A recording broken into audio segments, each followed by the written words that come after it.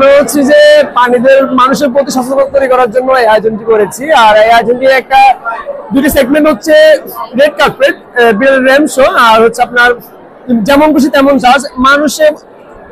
মানুষ যেমন খুশি তেমন সাজতে পারে, ঠিক এই বিড়ালও সাজতে পারে, সেটা আমি দেখানোর জন্য। আর মানুষ রেড কার্পেটে প্যাশন করতে পারে, মডেলিং করতে পারে, সেটা আমরা রেড কার্পেটে দেখে দিচ্ছি যে বিড়ালও হাঁটতে পারে।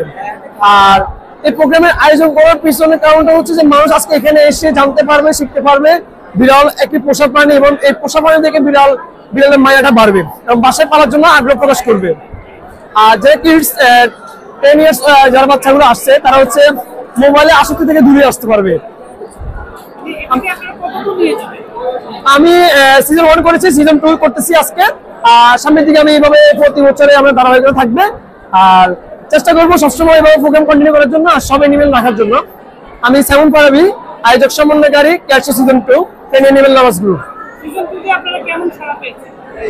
যথেষ্ট পরিমাণ সাড়া পেয়েছে। আমাদের টার্গেট ছিল 200-300 মানুষ হবে, সেখানে 1000-1500 মানুষ হয়ে গেছে। এটা আমরা খুব এক্সাইটেড। আর আমি দীর্ঘ 1-1.5 মাসের মতো আমি এটা নিয়ে দৌড়াচ্ছি। আমার সফলতা এখানে আসছে যে আমি প্রোগ্রামটা করে সার্থক হয়েছি।